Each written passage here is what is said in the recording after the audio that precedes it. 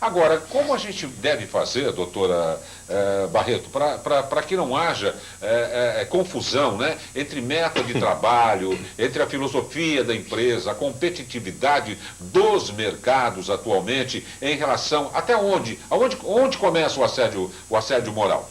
Porque normalmente ele começa com um conflito, né? E quando esse conflito, porque o conflito é uma coisa até saudável dentro de uma empresa, nas relações entre as pessoas. Quando esse conflito é dialogado e esse diálogo tem transparência. Agora, quando esse conflito tem uma conotação não só de desrespeito ao outro, eu acho que aí é o ponto fundamental. Se você me perguntasse qual é a fronteira, é o respeito ao outro, ou é a falta de respeito ao outro que adentra para o assédio moral, quando passa para o assédio moral, quer dizer, instaurou-se uma crise. No conflito, não. No conflito, você pode aceitar sugestões, deve aceitar, quer dizer, os dois crescem juntos. Aquele que comanda e aquele que é comandado. No assédio moral, você tem uma tirania, você tem uma espécie de tortura, uma tortura psicológica, e por isso que eu falo muito nessa questão da intencionalidade. Há uma direcionalidade, uma intencionalidade, há uma temporalidade, ou seja, quando você fala em empresas privadas, o assédio ele tem um tempo muito exato de se concluir. Em meus estudos pelo Brasil, que eu tenho visto, no máximo, leva um ano e meio. A empresa pública ela é mais delongada, mais demorada, até pelas formas em como o trabalhador entrou nessa empresa. Então eu te diria que o ponto de incisão, a zona, a fronteiriça seria a falta de respeito ao outro. E quando eu digo isso, a gente está falando o tempo todo que atinge a dignidade humana, e essa dignidade humana envolve solidariedade, equidade dos seres humanos, né? Enfim. Se eu estou falando em respeito, na questão do respeito ao outro, estou dizendo que respeitar significa receber, ganhar a estima do outro, quer dizer, ser respeitado naquilo que você faz. Claro. Então, o respeito é uma virtude que todos nós temos. Ninguém está isento dela. Todos nós temos, tanto aquele que comanda como aquele que faz. Eu acho que um ponto crucial que ocorre aqui em nosso país é que aquelas que se dizem liderança, ou que foram colocadas para ser liderança, sequer conseguem ser líderes. Né? Eles terminam sendo pequenos chefeiros, pequenos tiranos, recebendo suas ordens de cima, e que na hora de passar essas ordens, eles exercem o poder com muito mais tirania do que a autoridade. Quer dizer, ter autoridade não tem nada a ver com autoritarismo. Né? Não, essa dúvida. São vírus transmissores, né? Da força, não é? De uma filosofia totalmente inadequada, né? Porque se você olha para o outro já colocando no lugar de inferior, não é? Quer dizer, aí já o respeito fica totalmente comprometido, né? Então, eu acho que o grande desafio, eu sempre digo o seguinte, na questão do assédio, da violência moral, a gente sempre deve começar com pequenos passos, como tudo. Quer dizer, a ação preventiva, ela é fácil, do meu entender. Porque no primeiro momento, o que é que te coloca? Coloca uma necessidade de você refletir os seus atos e mudar comportamentos. Comportamentos que ofendem o outro. Né? Quer dizer, olhar o outro e fazer uma reflexão sobre si mesmo e sobre aquele comportamento que está tendo. Então, o início é muito simples, é comportamento. Né? Falou-se aqui a empresa também se comprometer de uma forma muito clara, muito transparente, que ela não vai admitir atitudes ou comportamentos desrespeitosos no seu ambiente de trabalho. Claro. Quer dizer, você pressionar o outro para produzir, ou você exigir uma meta, isso não significa que esteja subjacente que nessa exigência você deve humilhar o outro. Falou-se aqui, aliás, foi a Maria Inês Felipe, consultora de RH, nesse assédio moral horizontal, é isso? Isso. Você tem, nosso país o que predomina é o assédio verticalizado, mas descendente, ou seja, do chefe para o seu subordinado. Isso não significa que não tenhamos o horizontal entre colegas de trabalho.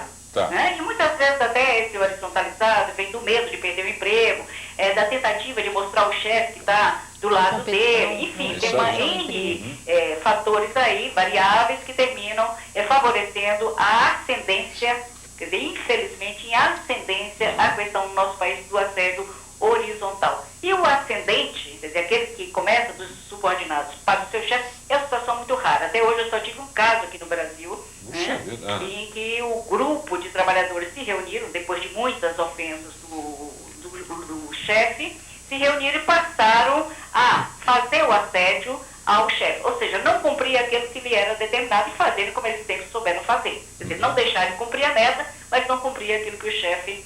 E só para você ter uma ideia, neste caso, da gravidade do que é ser assediado, é que esse chefe terminou não suportando depois de um mês, e terminou tendo um infarto e morreu dentro da empresa. É um negócio muito terrível. Né? Quando você tem uma relação em que... porque quando você se relaciona com o outro, você está colocando em prática o quê? O teu comportamento, as tuas crenças, os teus valores, as tuas virtudes ou não, né? Claro. Que podem ou sustentar ou não o respeito, a solidariedade, os laços de amizade, né? Que são reveladores de laços sociais muito mais fortes. E Mas mesmo que isso não existe, quer dizer, é para a gente repensar uma série de situações, inclusive essas das relações de trabalho. Né? E existem milhares de saídas, né, para que uma empresa mude o seu conceito na praça, mude a sua filosofia, imprima um outro ritmo de trabalho, de uma forma coerente, Claro, substituindo as peças. Não é? Ninguém é obrigado a ficar com ninguém, mas nem no casamento, quanto mais na correlação empregado-empregador. Agora, há a maneira certa de se fazer isso. Exatamente. E uma coisa que me impressiona muito, que os primeiros passos, como eu te disse, é muito simples.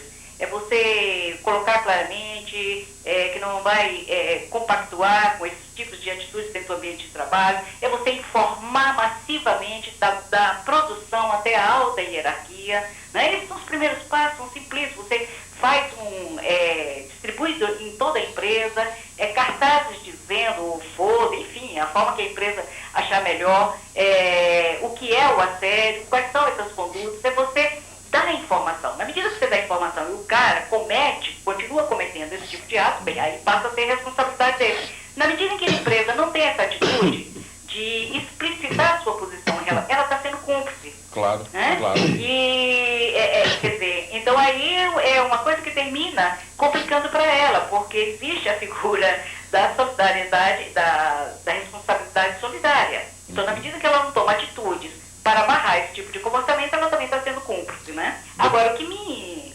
me indigna, de alguma forma, é que recentemente, em outubro, as empresas fizeram apólice e partiram para seguros contra o assédio moral. Ora, isso não é resolução.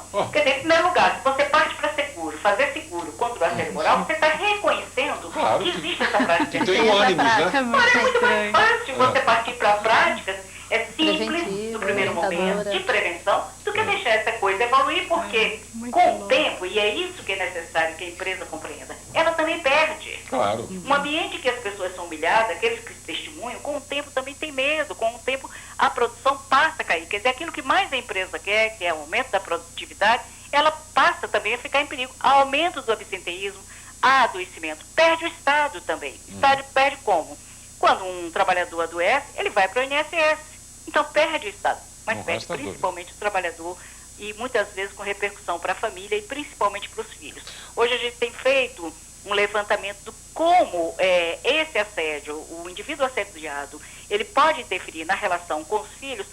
Nós temos observado o quê? Notas, quer dizer, mau aproveitamento nas escolas desses filhos, em consequência de ver um pai calado, um pai triste, ou um pai agressivo, reproduzindo aquilo que sofreu dentro da empresa nas relações. Que vai ser um futuro assediado, é isso aí, é isso aí. Doutora Margarida Barreto, muitíssimo obrigado pela sua gentileza, pela sua participação no nosso programa, e vamos ver se da próxima vez a senhora vem aqui pessoalmente. Tá, vai ser um prazer, Dácio, obrigado, uma boa noite para você e para todos aí que estão participando. Muitíssimo obrigado. Tá, tchau. Doutora Margarida Barreto, médica e doutora em Psicologia Social, PUC São Paulo, que defendeu tese de mestrado do ano 2000 a respeito do tema com o título Uma Jornada de Humilhações e o doutorado em 2005, Assédio Moral, uma violência sutil. E muitas das vezes nem tão sutil assim. Mesmo.